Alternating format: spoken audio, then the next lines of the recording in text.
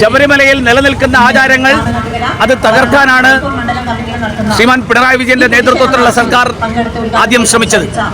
അതിനുശേഷം ശബരിമലയിലെ തിരുവാഭരണങ്ങൾ, ശബരിമലയിലെ പൂജാ വസ്തുക്കളായിട്ടുള്ള ദ്വാരപാലകന്മാരും വാതിൽപ്പടികളും ശ്രീകോവിലിലെ വാതിലും ഉൾപ്പെടെയുള്ള വസ്തുക്കൾ അവയെല്ലാം ശബരിമലയിൽ നിന്ന് എടുത്തു മാറ്റി ദേവസ്വം മാനുവലിന്റെ നിബന്ധനകൾക്ക് വിരുദ്ധമായി ശബരിമല പരിസരത്ത് നിന്ന് പുറത്തു കൊണ്ടുപോയി പലരുടെയും വീടുകളിൽ ഉൾപ്പെടെ പ്രദർശന വസ്തുവാക്കി ശുദ്ധാശുദ്ധങ്ങൾ എന്ന് ക്ഷേത്രങ്ങളുടെ ആചാരങ്ങളുടെ കാര്യത്തിൽ നിഷ്കർഷിക്കപ്പെട്ടിട്ടുള്ള ആചാരങ്ങൾ, നിബന്ധനകൾ, ആ നിബന്ധനകൾ മുഴുവൻ ലംഘിക്കപ്പെട്ടു എന്ന് ഈ അറസ്റ്റിലായ പ്രതിയിൽ നിന്ന് മൊഴി രേഖപ്പെടുത്തിയിരിക്കുന്നു എന്നാണ് പോലീസ് പുറത്തുവിട്ടതായിട്ട് പോലീസ് പറയുന്നതായിട്ട് മാധ്യമങ്ങളെല്ലാം റിപ്പോർട്ട് ചെയ്തിട്ടുള്ളത്.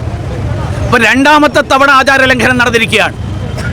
ശബരിമലയിലെ ശ്രീകോവിലിൻ്റെ ഭാഗമായിട്ടുള്ള വസ്തുക്കൾ നൈഷ്ഠിക ബ്രഹ്മചാരിയാണ് എന്ന് വിശ്വാസികൾ കണക്കാക്കുന്ന അയ്യപ്പൻ്റെ ശ്രീകോവിലിലെ ആ ശ്രീകോവിലിൻ്റെ ഭാഗങ്ങൾ, ആ ഭാഗങ്ങൾ നിരവധി കുടുംബങ്ങളിൽ പൂജ നടത്തുകയും പൂജാ വസ്തുവാക്കുകയും പ്രദർശന വസ്തുവാക്കുകയും ചെയ്തതിലൂടെ വീണ്ടും ആചാര ലംഘനത്തിനാണ് പിണറായി വിജയന്റെ നേതൃത്വത്തിലുള്ള സർക്കാർ നേതൃത്വം നൽകിയിരിക്കുന്നത്. ഈ കൃത്യങ്ങൾ ചെയ്തതിൽ അത് ഒരു ഉണ്ണികൃഷ്ണൻ പോറ്റി മാത്രമല്ല എന്നുള്ളത് വളരെ വ്യക്തമാണ്. ദേവസ്വം വിജിലൻസ് തന്നെ വളരെ വ്യക്തമായിട്ട് പറഞ്ഞിട്ടുണ്ട്. ഉണ്ണികൃഷ്ണൻ പോറ്റിക്ക് ഈ തരത്തിൽ ഈ വസ്തുക്കൾ മുഴുവൻ തന്നെ ശബരിമലയിൽ നിന്ന് പുറത്തു കൊണ്ടുപോകാൻ സമ്പൂർണ്ണമായിട്ടുള്ള ഒത്താശ നൽകിയിട്ടുള്ളത് ദേവസ്വം ബോർഡാണ്. സ്വർണ്ണപ്പാളികൾ പൂശിയ, സ്വർണ്ണപ്പാളികൾ പതിപ്പിച്ച ദ്വാരപാലകന്മാർ ചെമ്പുപാളികളാണ് എന്ന് മഹസറിൽ എഴുതി കൊടുത്തത് ദേവസ്വം ബോർഡാണ്. ആ ദേവസ്വം ബോർഡിന് നേതൃത്വം നൽകുന്ന ദേവസ്വം ബോർഡിൻ്റെ പ്രസിഡന്റ്, ദേവസ്വം ബോർഡിലെ ഉദ്യോഗസ്ഥന്മാർ, ഇവരെ ആരെയും ഈ പറയുന്ന SIT ഇതുവരെ ചോദ്യം ചെയ്യാൻ പോലും വിളിച്ചിട്ടില്ല. ഉണ്ണികൃഷ്ണൻ പോറ്റിക്ക് ഒറ്റയ്ക്ക് ഈ തരത്തിലുള്ള ഒരു കുറ്റകൃത്യം നടത്താൻ കഴിയില്ല എന്നുള്ളത് വളരെ വ്യക്തമായിട്ട് ദേവസ്വം വിജിലൻസ് തന്നെ ചൂണ്ടിക്കാണിച്ചിട്ടും ഇതിനു വേണ്ടിയിട്ട് ശ്രമിക്കാൻ ഈ പറയുന്ന പ്രത്യേക അന്വേഷണ സംഘം ഇതുവരെ ശ്രമിച്ചിട്ടില്ല. എന്തുകൊണ്ടാണ് ശ്രമിക്കാത്തത്? കാരണം ഈ ഉദ്യോഗസ്ഥന്മാരെ ചോദ്യം ചെയ്താൽ അവരും ദേവസ്വം ബോർഡിന് നേതൃത്വം നൽകുന്ന രാഷ്ട്രീയ നേതൃത്വവും തമ്മിലുള്ള ബന്ധം, ആ ബന്ധം പുറത്തു വരും. ദേവസ്വം മന്ത്രിമാർ, അന്നത്തെയും ഇന്നത്തെയും മന്ത്രിമാർ, മുഖ്യമന്ത്രി ഉൾപ്പെടെയുള്ള ആളുകൾ ഈ സർക്കാരിൽ എങ്ങനെയാണ് ഭരണം നടക്കുന്നത് എന്ന് അറിയുന്ന എല്ലാവർക്കും അറിയാം. മുഖ്യമന്ത്രി അറിയാതെ ഈ സർക്കാരിൽ ഒരു ഇല പോലും അനങ്ങാറില്ല. മുഖ്യമന്ത്രി അറിയാതെ ഒരു വകുപ്പിലും ഒരു കാര്യവും നടക്കുന്നില്ല. അപ്പോൾ ഈ കാര്യത്തിൽ മുഖ്യമന്ത്രിക്ക് അറിവില്ലായിരുന്നു എന്നെങ്ങനെ ധരിക്കും?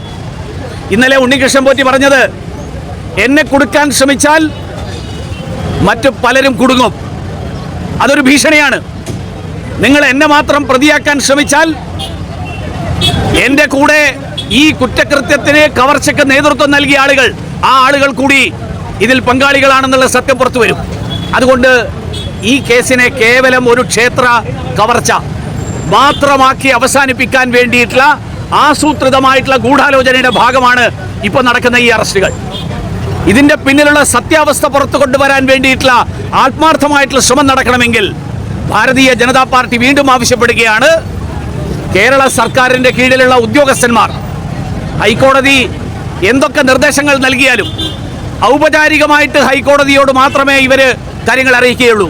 പക്ഷേ മുഖ്യമന്ത്രിയുടെ കീഴിലുള്ള ഉദ്യോഗസ്ഥന്മാർ മുഖ്യമന്ത്രിയിൽ നിന്ന് ഈ അന്വേഷണ വിവരങ്ങൾ മുഴുവൻ തന്നെ മാറ്റിവെക്കും, മറച്ചുപിടിക്കും എന്ന് കേരള ഭരണത്തെക്കുറിച്ച് അറിയുന്ന ഒരാൾക്കും വിശ്വസിക്കാൻ സാധ്യമല്ല.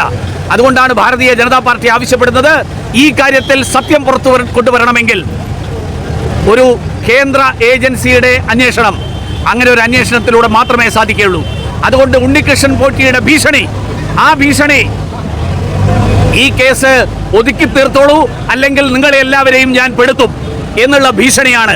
ആ ഭീഷണിക്ക് കേരള സർക്കാരിന് നേതൃത്വം നൽകുന്ന ആളുകൾക്ക് വഴങ്ങാതിരിക്കാൻ കഴിയില്ല എന്നുള്ളത് കൊണ്ട് തന്നെ ഈ അന്വേഷണം കേന്ദ്ര ഏജൻസി നടത്തിയാൽ മാത്രമേ സത്യസന്ധമായിട്ടുള്ള, നിഷ്പക്ഷമായിട്ടുള്ള അന്വേഷണം നടക്കുകയുള്ളൂ എന്നുള്ളതാണ് ഈ അന്വേഷണത്തിൻ്റെ സ്ഥിതി.